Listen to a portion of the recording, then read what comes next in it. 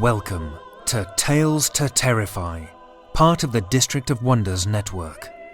Featuring Starship Sofa and far-fetched fables, everyone has a story in the District of Wonders. Come and find yours.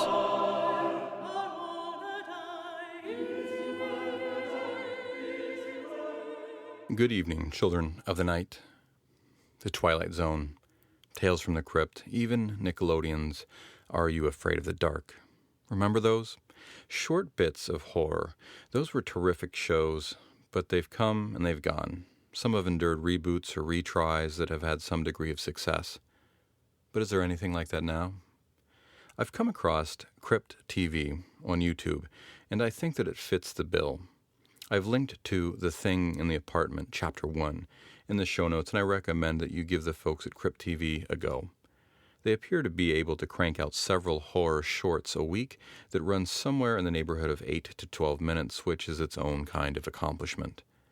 I've taken in a few of them, and I intend to get through their entire catalog, which currently isn't as a daunting task as for those enduring souls who have found Tales to Terrify recently and are undertaking the effort of listening to our entire back catalog. Check it out. They've got a few of their videos with a few million views, and those popular ones might be good to cherry pick if you want to check out a few before going into the deep dive that I intend to do. Also, and this may be of no consequence, but it appears that their channel was created Christmas Day 3 years ago.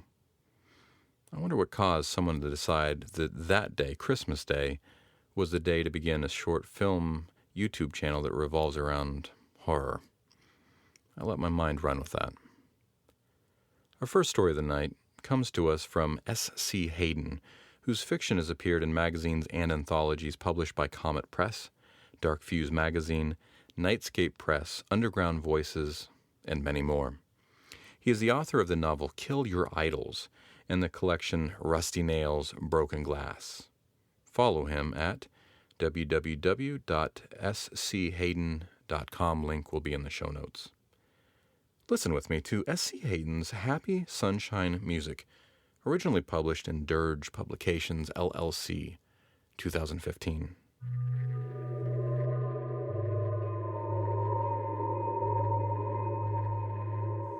Can you tell the court the name of the record? Yes. Well, Happy Sunshine Music. To clarify, that was Happy Sunshine Music? Yes. A snicker from the jury box. That annoyed him.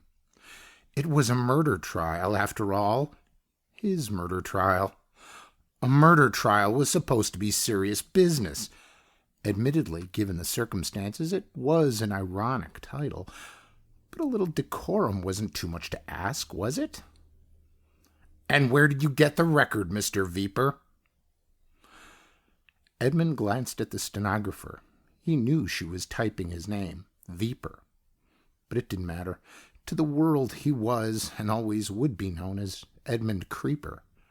The tabloids had seen to that.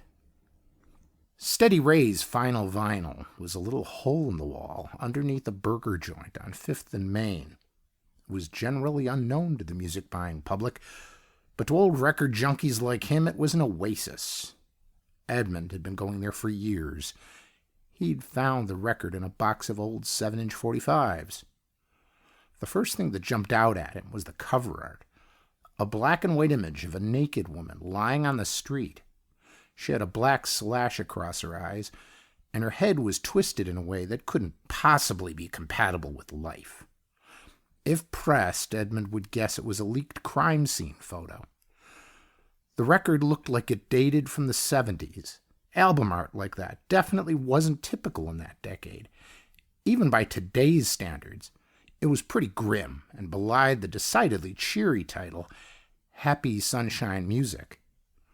Besides that record, Edmund scored some old Trojan label upsetters and a Saturn label Sun Ra worth, to the right collector, considerably more than he'd paid. Old records weren't just a hobby. There was money to be made if you knew what you were doing.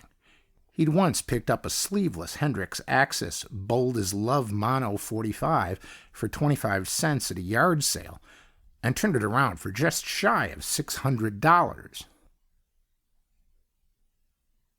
As soon as he got back to his apartment, Edmund called Rigby. A fellow beat junkie, Rigby was always ready to check out some new vinyl. Rigby dropped by Edmund's sixth-floor walk-up later that day and predictably geeked out over Happy Sunshine Music as soon as he saw it. Whoa, that's a wild cover. I've never seen anything like it. And what kind of name is Happy Sunshine Music? I don't know. I've never heard of it. Well, let's give it a whirl. When they dropped the needle, a burst of static filled the apartment, followed by a group of children singing a cappella. Happy, happy sunshine music. Happy faces filled with joy. Everyone loves sunshine music, every girl and every boy. A chorus repeated again and again. Edmund moved the needle along. No change. The second side was the same as the first. Creepy kids singing, screaming really, the same words over and over without pause or interruption or musical accompaniment of any kind. What the fuck is that all about? Rigby said. Don't know, but I only paid $1 for it, so screw it. Later, after admiring the Sun Ra score and grooving out to some early Lee Perry, they decided to give Happy Sunshine Music another listen. This time, rather than creepy kids singing, they heard the most indescribably lovely violin music. What the hell? Well, ain't that the damnedest thing? The lights flickered, then went out. But Edmund and Rigby had no difficulty seeing each other. Somehow, the darkness itself was luminous. The walls seemed to ooze their own light, like those UV posters Edmund had liked so much when he was younger. Rigby laughed out loud. His laugh was full and bright and beautiful. It filled the room and bounced off the walls and ceiling and poured through the open window into the deepening dusk. Edmund laughed too, harder than he'd ever laughed before. He laughed until his sides hurt. He laughed until he cried. Then he laughed some more. Watch this, Rigby said, pulling his clothes off. I'm a deer. Naked, Rigby held his fingers over his head like antlers and pranced around the room. It was easily the funniest thing Edmund had ever seen. I'm a hunter, Edmund said, pretending to shoot arrows from an invisible bow. In retrospect, that should have been a tip-off that things were getting strange. But at the time, it just seemed like a fun thing to do. Rigby leapt up onto Edmund's fold-out bed and started bouncing. I am a god, Rigby shouted. I am blinding light, and I am deafening sound. I am pain, and I am cool flowing water. Then I am a hunter of gods, Edmund said. I will unmake what has been made. I will bite the hand that feeds. I seek no order, natural or other. Edmund pulled his own clothes off, tackled Rigby, then grabbed his horns and twisted his head. He hadn't noticed the horns before, but at some point, Rigby had sprouted a fine set of antlers. Edmund wrenched harder. Rigby brayed and snorted and bucked, but Edmund held fast. Tiny points of colored light rained and trilled around them, like 1,000 fireflies falling to earth, like 1,000,000 miniature stars shaken from the firmament. The lights exploded on the mattress and bled across their backs. Watching the dancing shadows cast on the wall, Edmund saw that Rigby had transformed fully into a deer, a great bearded stag. The fold-out bed bounced beneath them, and the turntable's arms skipped off of Happy Sunshine Music. When the music stopped, Edmund and Rigby were plunged into semi-darkness. The half-light of the benighted city streamed in through the open window. They were naked and covered in sweat. Rigby was no longer a stag, but they had most certainly been rutting. The next few minutes passed in awkward silence as they dressed, and Rigby exited the apartment without looking back. What was your relationship with Miss Bianca Popenko?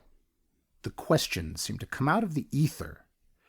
Edmund was aware that he'd been answering questions for more than an hour, but he couldn't remember what had been asked or what he had answered. It was as though he'd been on autopilot. Excuse me? Miss Bianca Popenko, what was your relationship with her? She was my neighbor. Edmund's stomach churned at the mention of her name. He didn't like to think about her or about what he'd done to her. But it wasn't my fault, he told himself. Edmund was no angel. He'd stolen things and cheated people, and lived what some might call a self-centered lifestyle. But he wasn't a killer. At least not before. Hunched over the turntable, Edmund inspected Happy Sunshine music with a magnifying glass. He was looking for parallel grooves, capable of playing hidden tracks, depending on where the stylus was placed. With a great deal of trepidation, Edmund powered the turntable and placed the needle just forward of the first cut. After the static hiss, he heard the sound of children crying, as though someone had recorded a nursery full of crying babies.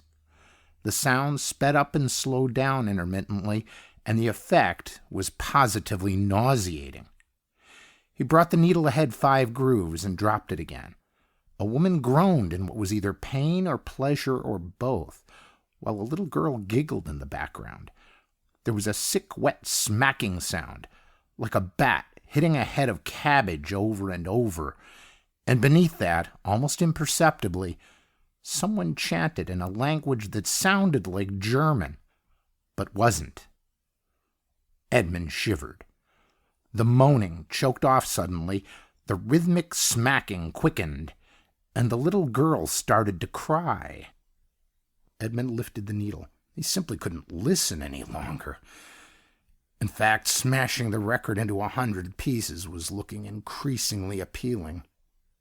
His thoughts were interrupted by a knock on the door. Edmund left Happy Sunshine music spinning needleless on the turntable and went to answer. Shifting her weight from foot to foot, his neighbor Bianca stood in the hallway, looking sheepish and self-conscious. "Hi, Edmund," she said. "I'm such a goof. I was changing the curtains and I knocked a picture off the wall. The nail came out and everything. Do you think you could help me?" When she'd first moved into the building, Edmund had assumed she was the type of girl who ignored people like him, but he soon realized that wasn't the case at all. Bianca was lithesome and lovely, but also friendly, down-to-earth, and approachable. And if she occasionally took advantage of his philanthropic nature and aptitude for minor home maintenance, so what? "Of course. Come on in. I'll just grab a hammer." Edmund ushered her inside and set her up with a glass of iced tea before rummaging in his closet. In truth, he was thankful for the distraction. He really didn't want to think about Happy Sunshine music. "What's this?" Bianca called. "What now?" Just as he located his claw hammer, he heard a burst of static, followed by the sound of violins. Shit. The lights flickered, then went out. Bianca laughed. At best, Edmund's memory of what transpired after that was patchy. He knew they'd made love. That much he remembered, although making love probably wasn't the best term to describe it. Later, at some point, Bianca said that she was hungry. He remembered chasing a pig around the apartment with the hammer. He didn't know where the pig had come from, but he was determined to catch it and gut it and cook it up for her.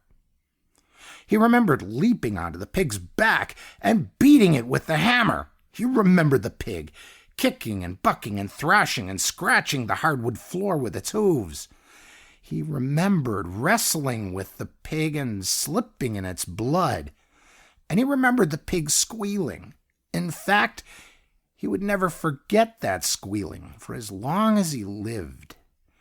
In all the commotion, he'd lost track of Bianca, so he decided to eat the pig by himself. He didn't bother gutting it and roasting it. He just hacked out hunks of flesh with the hammer's claw and ate them raw. It was messy, but it worked. Edmund ate until he vomited, and then he ate some more. When the record finally stopped, he saw what he was eating. It wasn't a pig. Shortly after that, a police officer knocked on the door. A neighbor had called about the noise. The judge was in her mid-50s and possessed the quiet, graceful bearing of someone who knows and accepts her own worth, yet does so without arrogance or hauteur. Edmund had already forgotten her name, but he liked her. He tried to catch her eye, but she was watching the prosecuting attorney place a blue rectangular plastic box on the table. He opened it. Inside the box was a small 45 RPM record player. Edmund's throat went dry. Ladies and gentlemen of the jury, Edmund Viper claims he was compelled to murder and cannibalize Miss Bianca Popenko. He does not deny the heinous charges, yet he maintains his innocence. Why? How? Well, Mr. Viper would have us believe that the music on this record made him do it. For the benefit of the jury, the attorney held the record in the air above his head. The record sleeve, Edmund noticed, was different. A big yellow smiley face had replaced the black and white photo of the girl lying dead in the road. The name, however, was still the same. Happy Sunshine Music. We listened to the record. It's nothing more than tambourines and xylophones and people laughing. Many faces, Edmund thought. But in the interest of transparency, the attorney continued, we would like to play the record for the court. Edmund wanted to say something, but he couldn't speak. The attorney placed Happy Sunshine Music on the turntable. When the needle dropped, a burst of static filled the air, followed by the sweet sound of violins. Laughter erupted from the jury box. The judge looked at her gavel like she'd never seen it before. She hefted its weight, turned it from side to side, then smacked the business end onto the palm of her open hand. It made a sound like raw steak hitting a cutting board.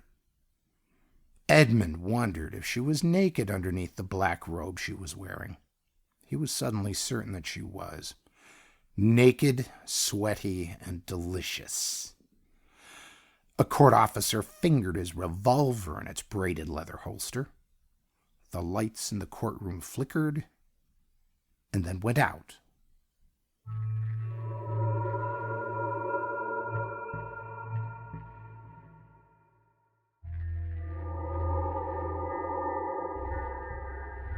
That was S.C. Hayden's Happy Sunshine Music as read by Dan Gurzynski. Dan lives in Tully, New York, near Syracuse, and earns his living bending the unseen forces of nature to his will as a broadcast engineer. He's been a recording engineer, electronics technician, repairer of broken things, and regularly reads for LibriVox.org. Thank you, Dan. And now we return to Franz Kafka's The Metamorphosis, and before we hear the third and final installment of this classic story, a little more about the author. The term Kafkaesque is used to describe concepts and situations reminiscent of his work, particularly the trial and the metamorphosis. Examples include instances in which bureaucracies overpower people, often in surreal, nightmarish milieu, which evokes feelings of senselessness, disorientation, and helplessness. Characters in a Kafkaesque setting often lack a clear course of action to escape a labyrinthian situation. Kafkaesque elements often appear in existential works, but the term has transcended the literary realm to apply to real-life occurrences and situations that are incomprehensibly complex, bizarre, or illogical.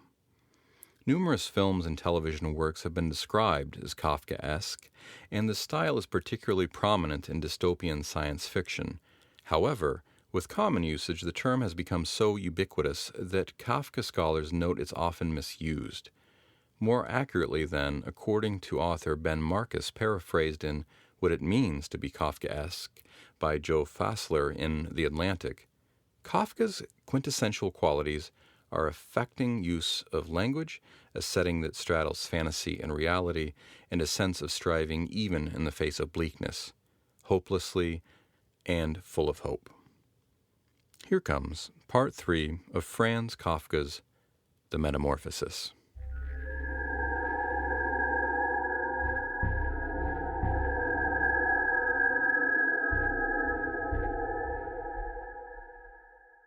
Three.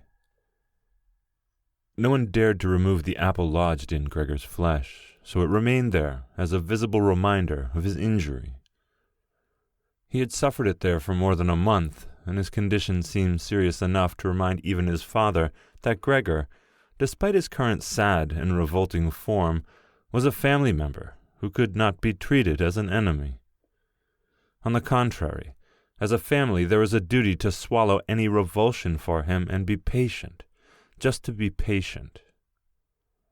Because of his injuries, Gregor had lost much of his mobility, probably permanently.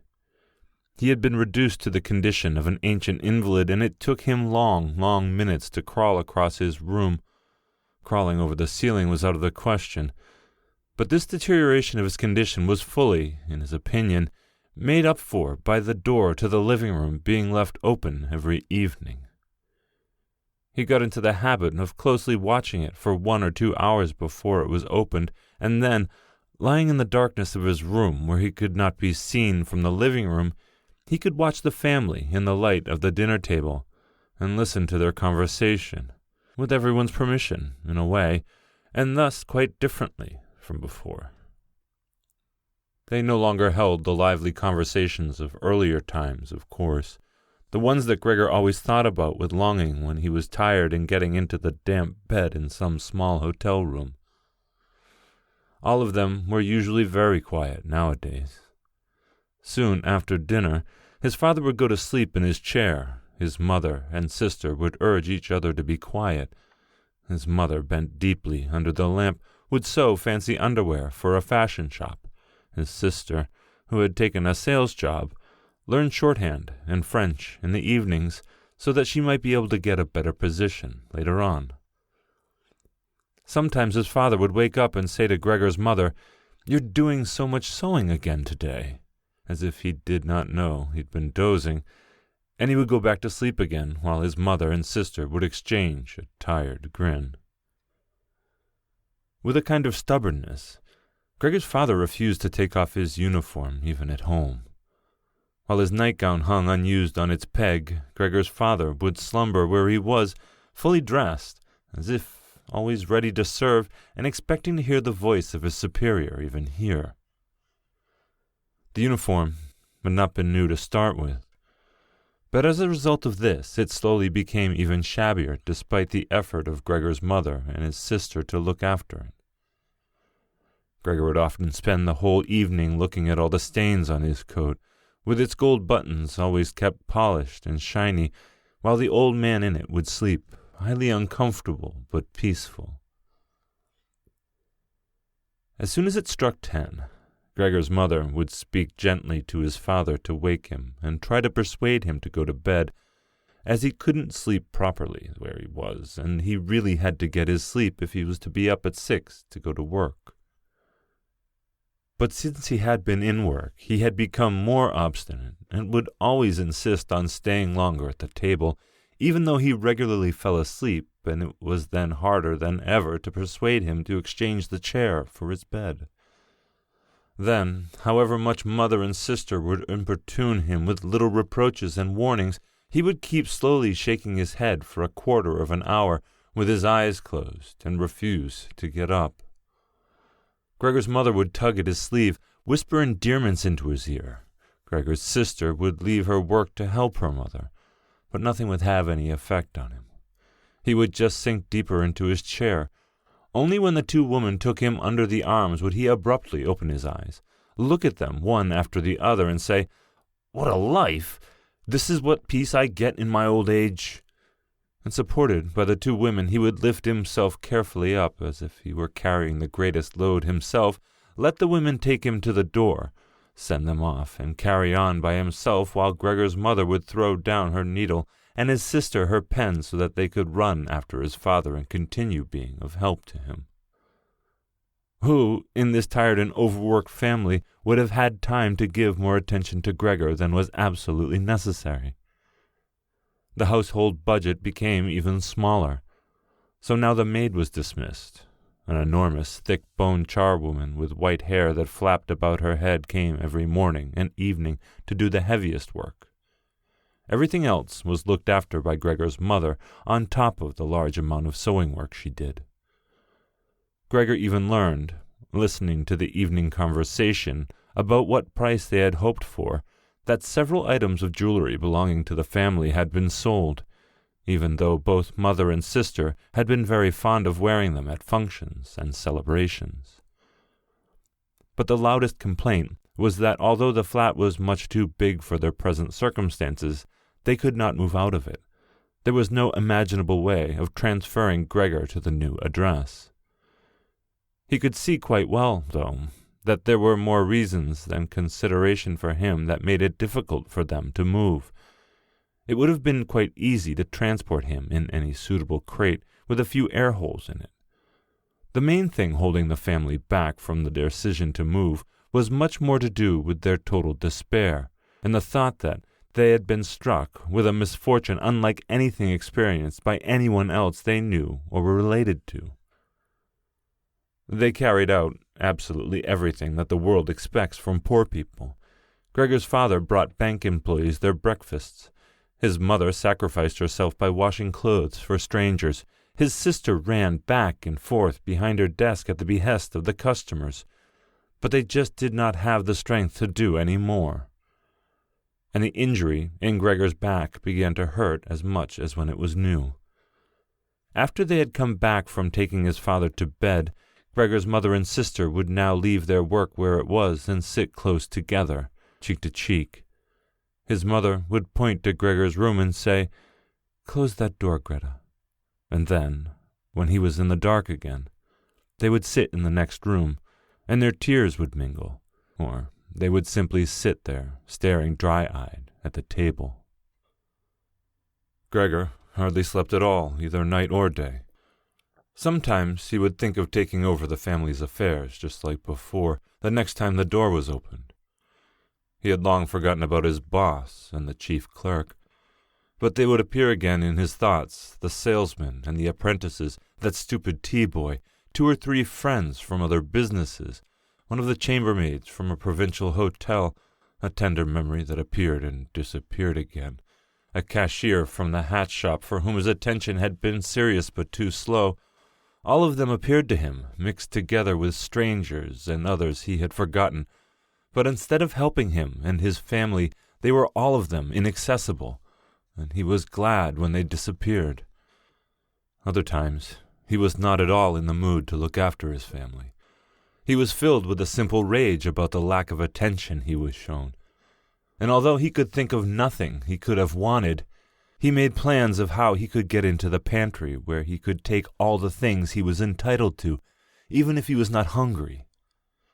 Gregor's sister no longer thought about how she could please him, but would hurriedly push some food or other into his room with her foot before she rushed to work in the morning, and at midday, and in the evenings, she would sweep it all away again with the broom, indifferent as to what had been eaten, or, more often than not, had been left totally untouched. She still cleared up the room in the evening, but now she could not have been quicker about it. Smears of dirt were left on the walls, here and there were little balls of dust and filth.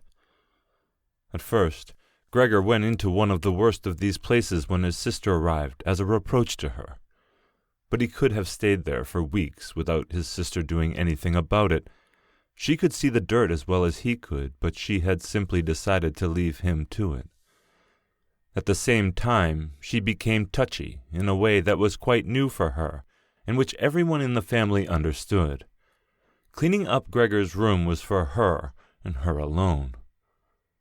Gregor's mother once did thoroughly clean his room, and needed to use several bucketfuls of water to do it. Although that much dampness also made Gregor ill, and he lay flat on the couch, bitter and immobile, But his mother was to be punished still more for what she had done, as hardly had his sister arrived home in the evening that she noticed the change in Gregor's room, and, highly aggravated, ran back into the living room where, despite her mother's raised and imploring hands, she broke into convulsive tears. Her father, of course, was startled out of the chair, and the two parents looked on astonished and helpless. Then they too became agitated. Gregor's father, standing to the right of his mother, accused her of not leaving the cleaning of Gregor's room to his sister. From her left, Gregor's sister screamed at her that she was never to clean Gregor's room again, while his mother tried to draw his father, who was beside himself with anger, into the bedroom. His sister, quaking with tears, thumbed on the table with her small fist, and Gregor hissed in anger that no one had even thought of closing the door to save him the sight of all this noise. Gregor's sister was exhausted from going out to work, and looking after Gregor as she had done before was even more work for her. But even so, his mother ought certainly not to have taken her place. Gregor, on the other hand, ought not to be neglected. Now, though, the charwoman was here. This elderly widow, with a robust bone structure that made her able to withstand the hardest of things in her long life, wasn't really repelled by Gregor. Just by chance, one day, rather than any real curiosity, she opened the door to Gregor's room and found herself face to face with him. He was taken totally by surprise. No one was chasing him, but he began to rush to and fro while she just stood there in amazement with her hands crossed in front of her. From then on, she never failed to open the door slightly every evening and morning and look briefly in on him. At first she would call to him as she did so with words that she probably considered friendly, such as, "Come on then, you old dung beetle," or "Look at the old dung beetle there." Gregor never responded to being spoken to in that way, but just remained where he was without moving, as if the door had never been opened. If only they had told this charwoman to clean up his room every day instead of letting her disturb him for no reason whenever she felt like it. One day, early in the morning, while the heavy rain struck the window panes, perhaps indicating that spring was coming, she began to speak to him in that way once again. Gregor was so resentful of it that he started to move towards her. He was slow and infirm, but it was like a kind of attack. Instead of being afraid, the charwoman just lifted up one of the chairs from near the door and stood there with her mouth open, clearly intending not to close her mouth until the chair in her hand had been slammed down on Gregor's back. "Aren't you coming any closer, then?" she asked when Gregor turned round again, and she calmly put the chair back in the corner. Gregor had almost entirely stopped eating. Only if he happened to find himself next to the food that had been prepared for him, he might take some of it into his mouth to play with it, leave it there a few hours, and then, more often than not, spit it out again. At first, he thought it was distress at the state of his room that stopped him eating, but he had soon got used to the changes made there. They had got into the habit of putting things into this room that had no room for anywhere else, and there were now many such things as one of the rooms in the flat had been rented out to 3 gentlemen. These earnest gentlemen, all 3 of them had full beards, as Gregor leaned peeking through the crack in the door one day, were painfully insistent on things being tidy. This meant not only in their own room, but since they had taken a room in this establishment, in the entire flat, and especially the kitchen. Unnecessary clutter was something they could not tolerate, especially if it was dirty.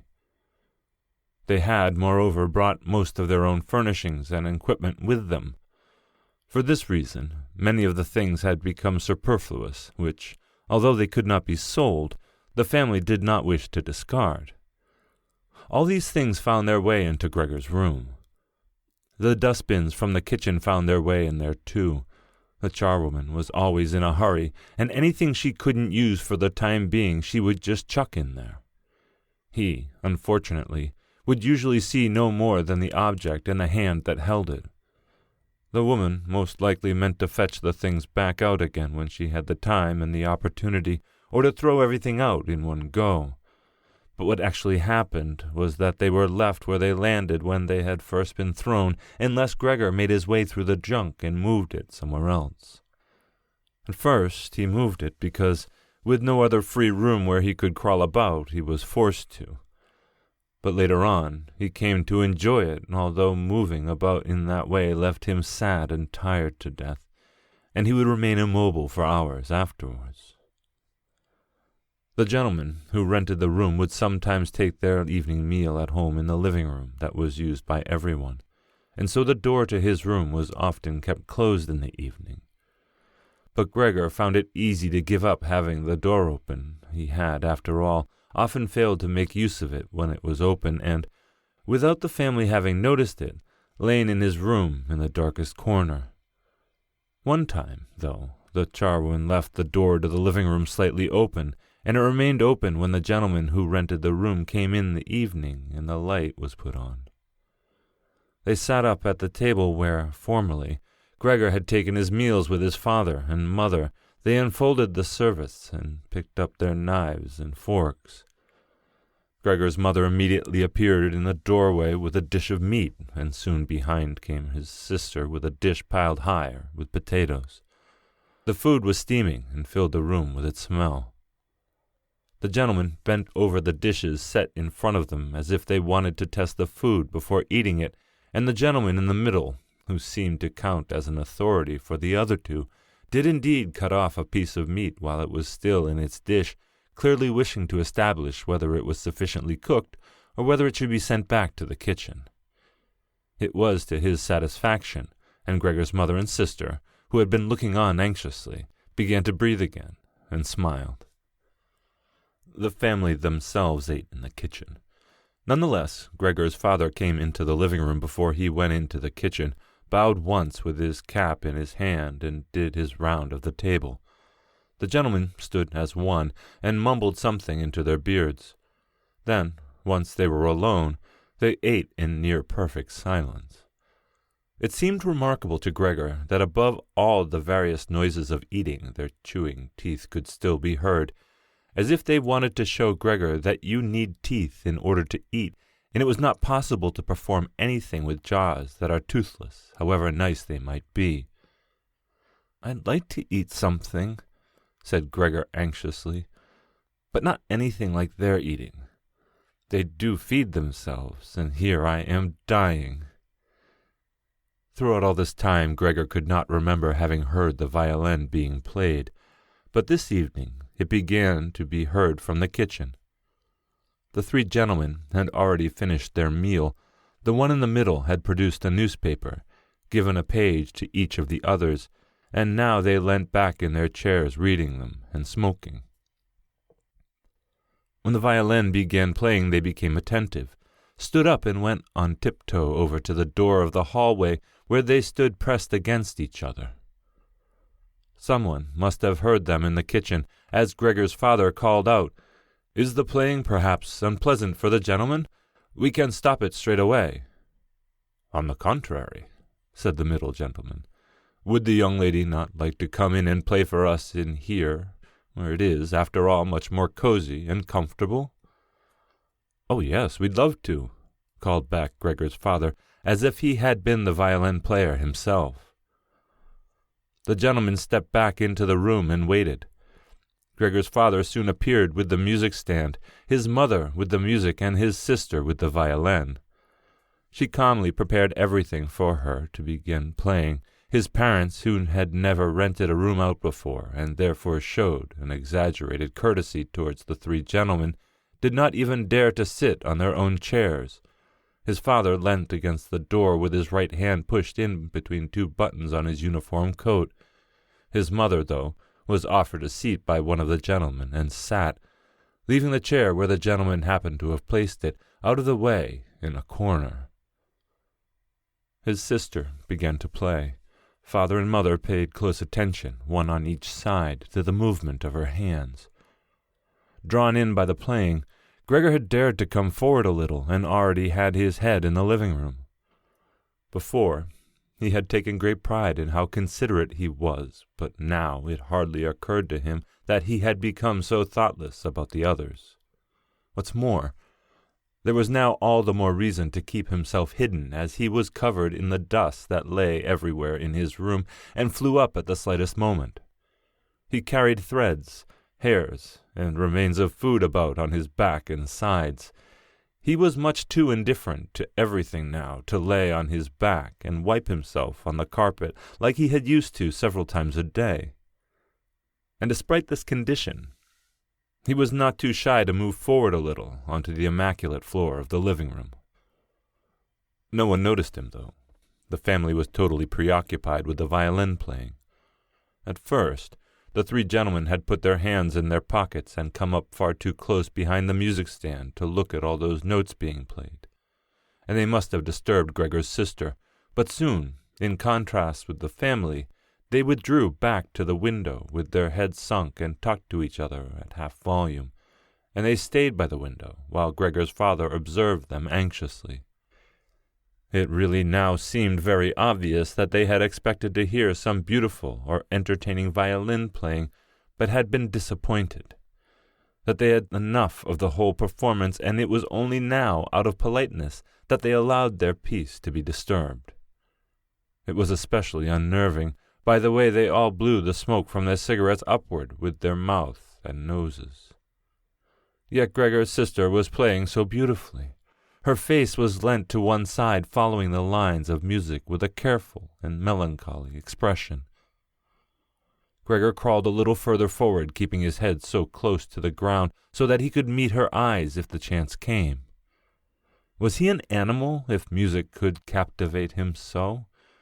It seemed to him that he was being shown the way to the unknown nourishment he had been yearning for. He was determined to make his way forward to his sister and tug at her skirt, to show her she might come into his room with her violin, as no one appreciated her playing here as much as he would. He never wanted to let her out of his room, not while he lived anyway. But his shocking appearance should, for once, be of some use to him. He wanted to be at every door of his room at once to hiss and spit at the attackers. His sister should not be forced to stay with him, though, but to stay of her own free will. She would sit beside him on the couch with her ear bent down to him while he told her how he had always intended to send her to the conservatory, how he would have told everyone about it last Christmas. Had Christmas really come and gone already? If this misfortune hadn't gotten away and refused to let anyone dissuade him from it. On hearing all this, his sister would break out in tears of emotion, and Gregor would climb up her shoulder and kiss her neck, which, since she had been going out to work, she had kept free without any necklace or collar.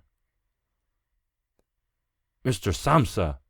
shouted the middle gentleman at Gregor's father, pointing, without wasting any more words, with his forefinger at Gregor as he slowly moved forward.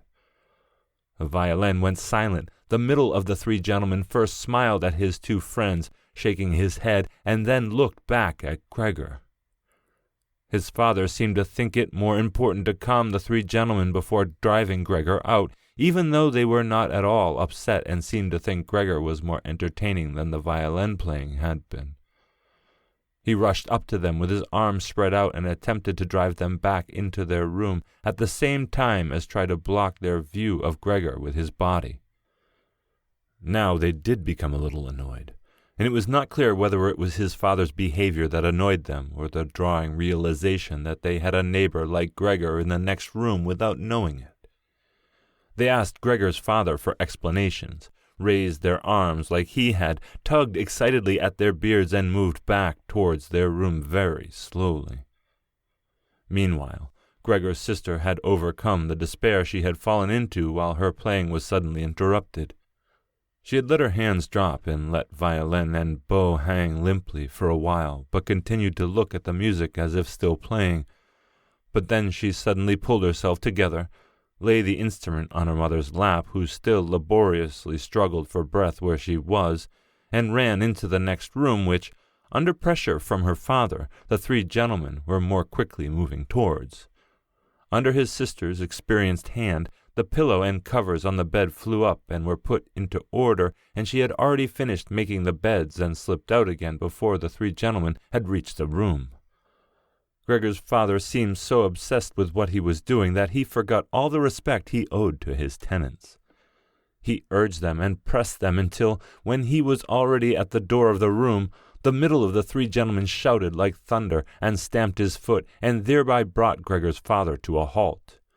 "I declare here and now," he said, raising his hand with glancing at Gregor's mother and sister to gain their attention too, "that with regard to the repugnant conditions that prevail in this flat and with this family," here he looked briefly but decisively at the floor, "I give immediate notice on my room. For the days that I have been living here, I will, of course, pay nothing at all. On the contrary, I will consider whether to proceed with some kind of action for damages from you, and believe me, it would be very easy to set out the grounds for such action." He was silent and looked straight ahead as if waiting for something. And indeed, his two friends joined in with the words, "And we also immediately give notice." With that, he took hold of the door handle and slammed the door. Gregor's father staggered back into his seat, feeling his way up with his hands, and fell into it. It looked as if he was stretching himself out for his usual evening nap, but from the uncontrolled way his head kept nodding, it could be seen that he was not sleeping at all. Throughout all this, Gregor had lain still where the three gentlemen had first seen him. His disappointment at the failure of his plan, and perhaps also because he was weak from hunger, made it impossible for him to move. He was sure that everyone would turn on him at any moment, and he waited. He was not even startled out of his state when the violin on his mother's lap fell from her trembling fingers and landed loudly on the floor. "Father, Mother," said his sister, hitting the table with her hands as introduction, "we can't carry on like this.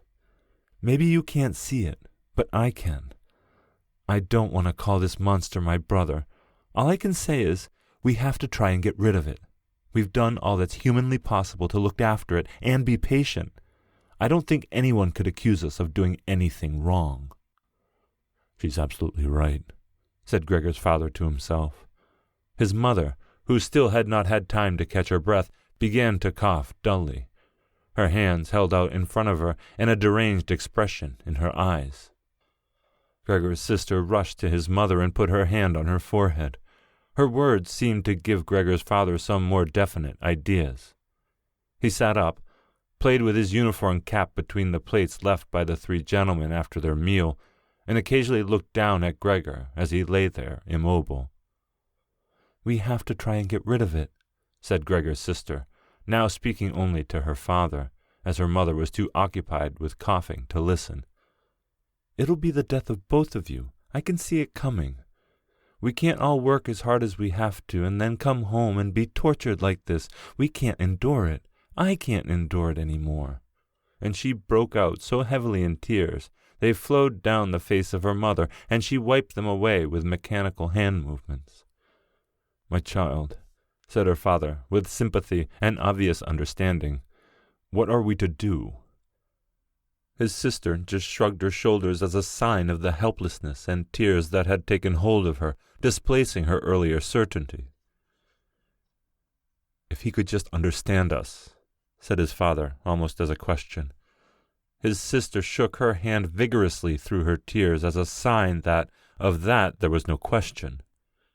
"If he could just understand us," repeated Gregor's father, closing his eyes in acceptance of his sister's certainty that that was quite impossible. "Then perhaps we could come to some kind of arrangement with him. But as it is—" "It's got to go," shouted his sister. "That's the only way, Father. You've got to get rid of the idea that's Gregor. We have only harmed ourselves by believing it for so long. How can that be Gregor? If it were Gregor, he would have seen, long ago, that it's not possible for human beings to live with an animal like that, and he would have gone of his own free will. We wouldn't have to bother any more then, but we could carry on with our lives and remember him with respect. As it is, this animal is persecuting us, It's driven out our tenants. It obviously wants to take over the whole flat and force us to sleep on the streets. Father, look, just look, she suddenly screamed. He's starting again. In her alarm, which was totally beyond Gregor's comprehension, his sister even abandoned his mother as she pushed herself vigorously out of her chair, as if more willing to sacrifice her own mother than stay anywhere near Gregor. She rushed over behind her father, who had become excited merely because she was, and stood up, half raising his hands in front of Gregor's sister as if to protect her. But Gregor had no intention of frightening anyone, least of all his sister. All he had done was begin to turn round so that he could go back into his room, although that was in itself quite startling, as his pain-racked condition meant that turning round required a great deal of effort, and he was using his head to help himself do it, repeatedly raising it and striking it against the floor. He stopped and looked around. They seemed to have realized his good intention and had only been briefly alarmed.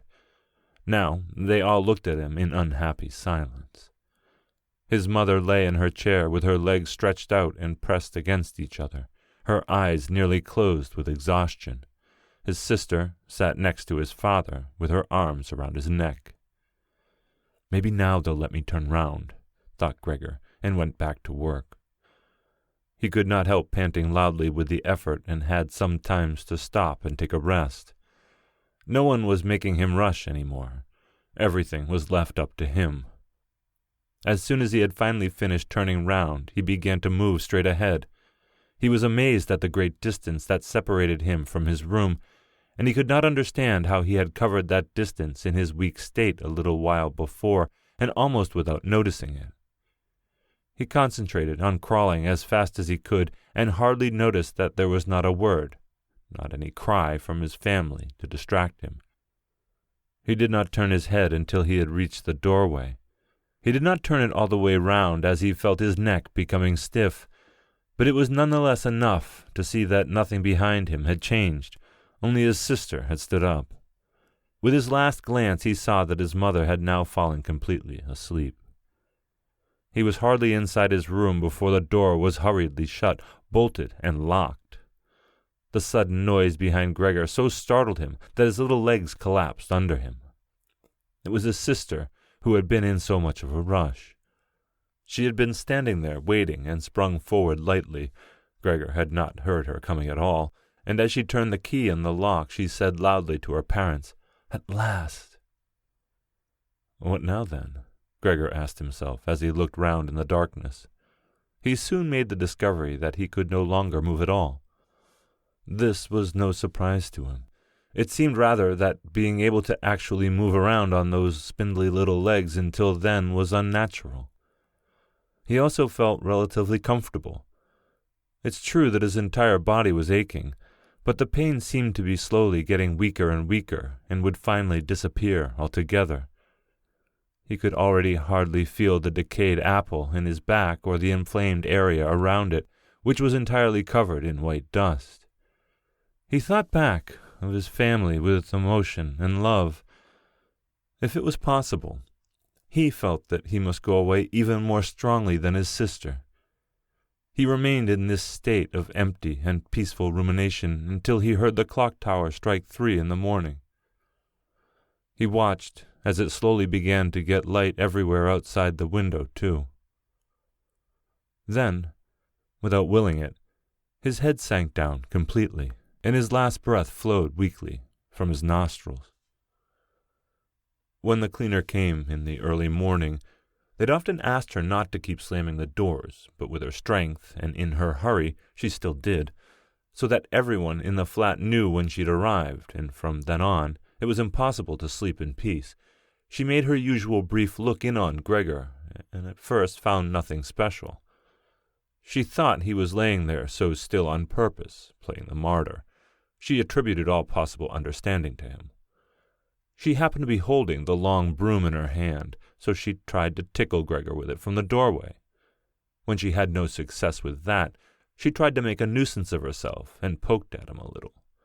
And only when she found she could shove him across the floor with no resistance at all did she really start to pay attention. She soon realized what had happened, opened her eyes wide, whistled to herself, but did not waste time to yank open the bedroom doors and shout loudly into the darkness of the bedrooms, "Come out and have a look at this! It's dead! Just lying there, stone dead!" Mr. and Mrs. Samsa sat upright there in their marriage bed and had to make an effort to get over the shock caused by the cleaner before they could grasp what she was saying. But then, each from their own side, they hurried out of bed. Mr. Samsa threw the blanket over his shoulders. Mrs. Samsa just came out in her nightdress, and that is how they went into Gregor's room. On the way, they opened the door to the living room where Greta had been sleeping since the three gentlemen had moved in.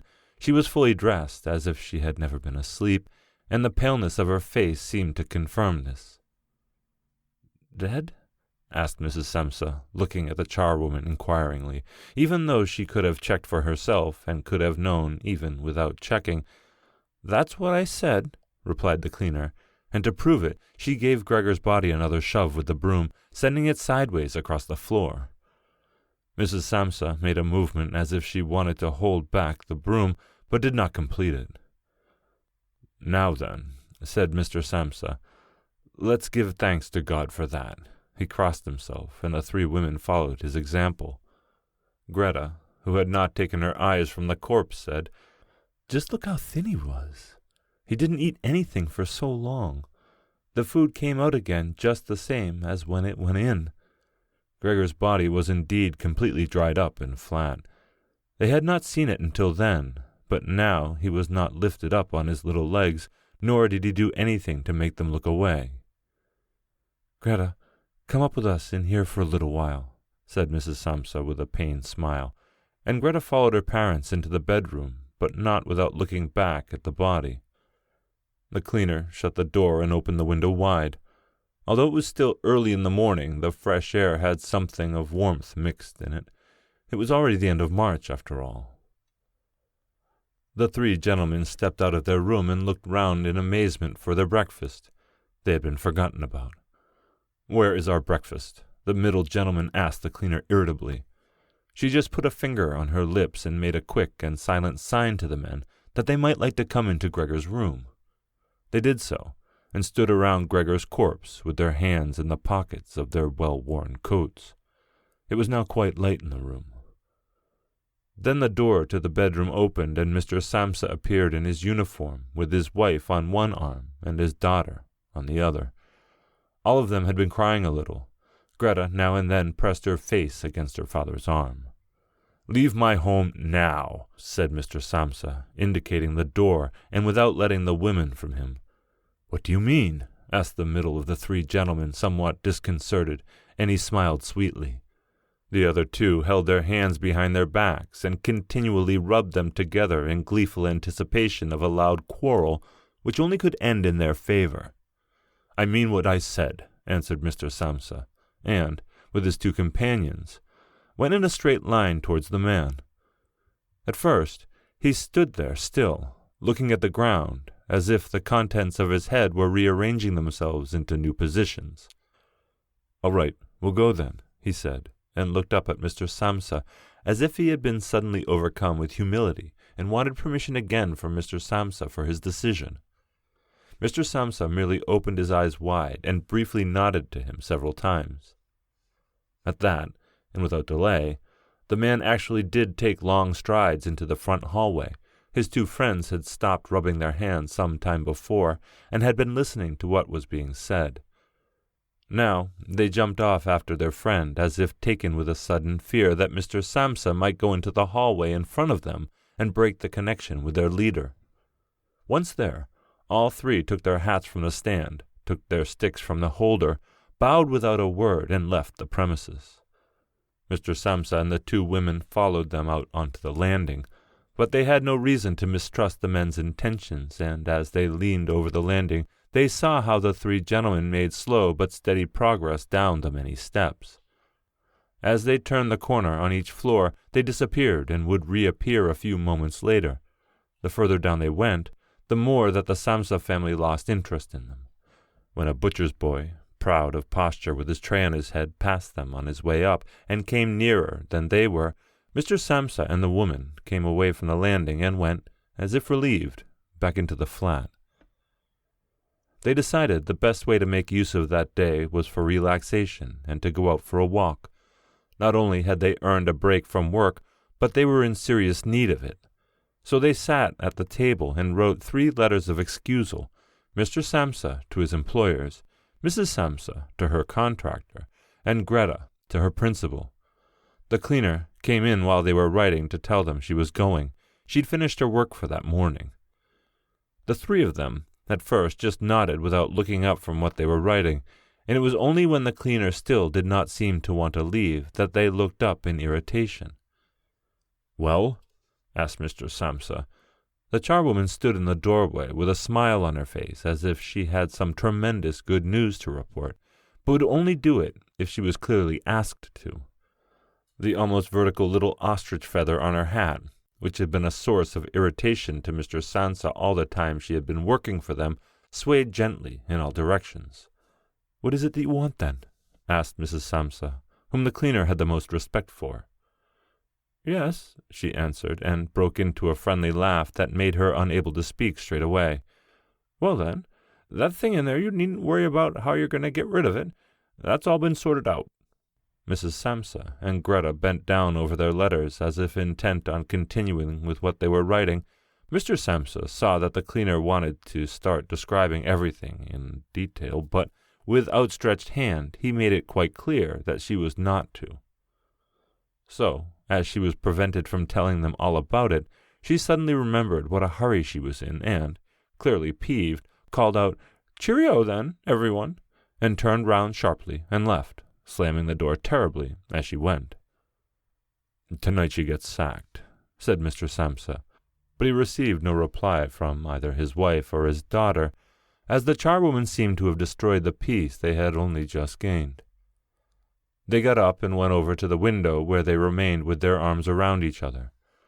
Mr. Samsa twisted round in his chair to look at them and sat there watching for a while. Then he called out, "Come here, then. Let's forget about all that old stuff, shall we? Come and give me a bit of attention." The 2 women immediately did as he said, hurrying over to him, where they kissed him and hugged him, and they quickly finished their letters. After that, the 3 of them left the flat together, which was something they had not done for months, and took the tram out to the open country outside of town. They had the tram filled with warm sunshine all to themselves. They leant back comfortably on their seats. They discussed their prospects and found that on closer examination they were not at all bad. Until then, they had never asked each other about their work, but all 3 had jobs which were very good and held particularly good promise for the future. The greatest improvement for the time being, of course, would be achieved quite easily by moving house. What they needed now was a flat that was smaller and cheaper than the current one which had been chosen by Gregor, one that was in a better location and, most of all, more practical. All the time, Greta was becoming livelier. With all the worry they had been having of late, her cheeks had become pale, but while they were talking, Mr. and Mrs. Samsa were struck, almost simultaneously, with the thought of how their daughter was blossoming into a well-built and beautiful young lady. They became quieter. Just from each other's glance, and almost without knowing it, they agreed that it would soon be time to find a good man for her. And, as if in confirmation of their new dreams and good intentions, as soon as they reached their destination, Greta was the first to get up and stretch out her young body.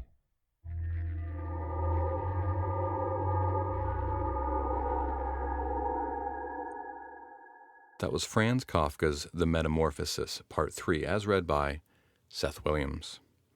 Seth Williams is the avatar for a 3-kilometer sentient starship that is parked probably uncomfortably close to the 3rd planet.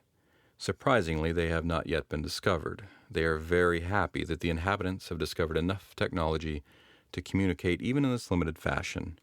Any communications can be directed to www.theboojum.org.